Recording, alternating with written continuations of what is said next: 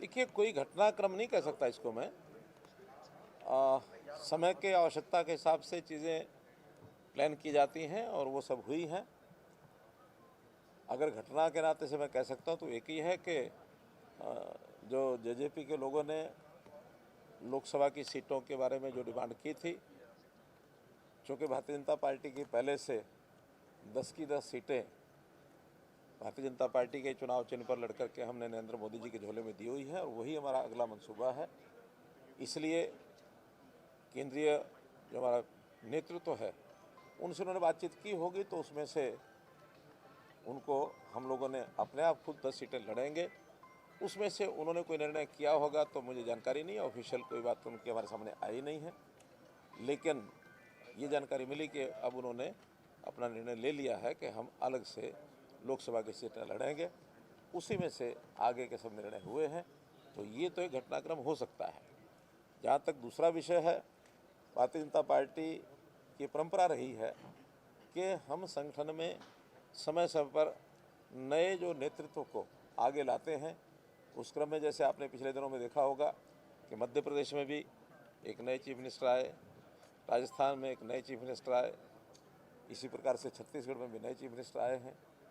ये ठीक है कि वो विधानसभा के चुनाव के बाद आए हैं और अभी चूँकि लोकसभा के चुनाव हमारे एकदम सिर पर हैं और पार्लियामेंट्री बोर्ड ने कुछ इस प्रकार का निर्णय लिया है कि अब नया नेतृत्व इसी समय ला करके, और हम एक हमारे जो पहले सांसद हैं और प्रदेश के अध्यक्ष श्री नायब सिंह सैनी, उनको जो है सब उनकी परामर्श पर और हमारा जो विधायक दल मंडल है उन्होंने नेता चुन करके और आज नए चीफ मिनिस्टर के नाते श्री नायब सिंह सैनी की नियुक्ति की गई है।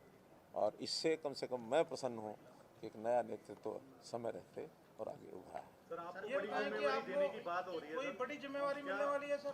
क्या बात होगी केंद्र में? केंद्र में बातचीत हुई है तो केंद्रीय नेतृत्व ने कहा कि आपको कोई और जिम्मेवारी देंगे। वो जिम्मेवारी क्या होगी, मैं समझता हूँ जल्दी ही कोई ना कोई बात करके और कोई निर्णय लिया जा सकता है। हो सकता है कहीं लोकसभा के चुनाव की बात आ जाए, और क्योंकि लोकसभा के चुनाव बिल्कुल एकदम निर्णय उसके होने हैं, मुझे ऐसी संभावना है कि शायद ऐसा हो सकता है। अगर वो होगा तो भी पार्लियामेंट्री बोर्ड जो निर्णय करेगा उसको मैं स्वीकार करूँगा। पीएम साहब आपकी बड़ी तारीफ कर रहे थे और आज ये फैसला हुआ, थोड़ा अचंभित करने वाला फैसला लगा पूरे प्रदेश को। नहीं, उस तारीफ का, क्योंकि हमारे पुराने संबंध हैं, उनको अचानक उस विषय की जब याद आई है, जब भी कोई बात मन में आती है वो बोलते हैं। मुझे भी अच्छा लगा है कि पुरानी बातें उन्होंने याद की हैं, लेकिन उस तारीख का इस घटनाक्रम से कोई संबंध नहीं है। कुल मिलाकर के बहुत समय पहले मैंने स्वयं होकर के आगे बढ़ करके कहा था कि हमको कोई नया नेता जो लाना है समय रहते लाना चाहिए। उन्होंने कहा कि हाँ, विचार करेंगे।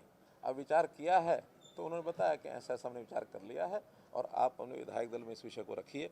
मैंने स्वयं विधायक दल की मीटिंग में ये विषय रखा और सब ने बड़ा स्वीकार किया, सर्वसम्मति से स्वीकार करके निर्णय लिया गया कि उनको आज जो है मुख्यमंत्री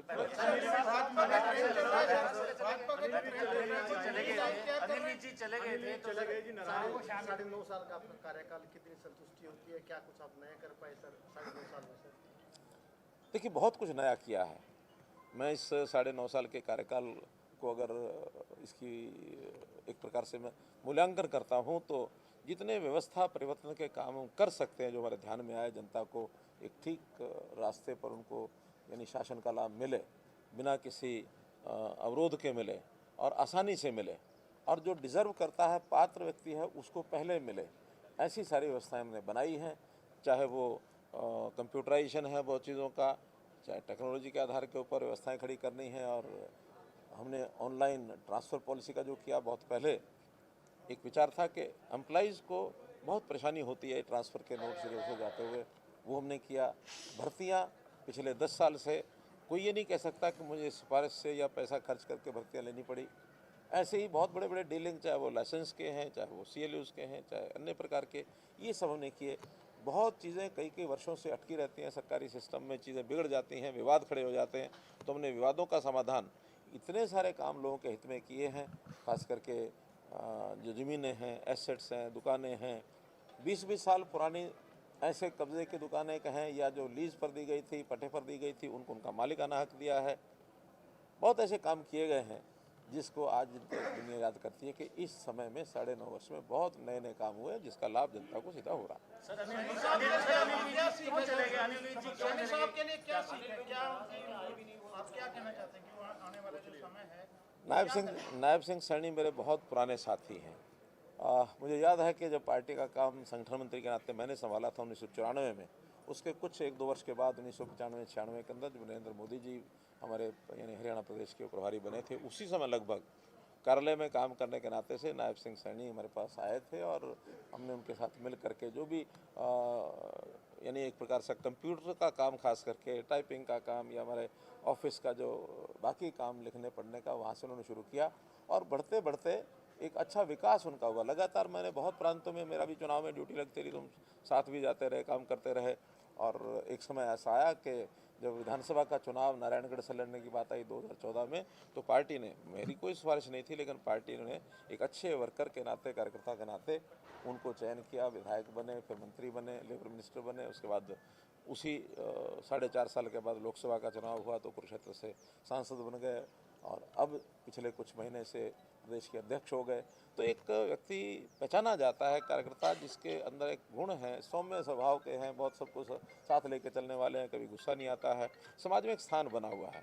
तो इस नाते से वही एक मुझे लगता है कि एक मापदंड ऐसे रहे होंगे कि इस व्यक्ति को हम अगर प्रदेश का मुख्यमंत्री बनाते हैं तो प्रदेश में एक अच्छी खुशी की लौ दौड़ेगी। उस नाते से उनको आगे बढ़ाया गया है। जहाँ तक आप सब लोगों ने पूछा है, अनिल विज जी हमारे बहुत श्रेष्ठ और वरिष्ठ कार्यकर्ता हैं।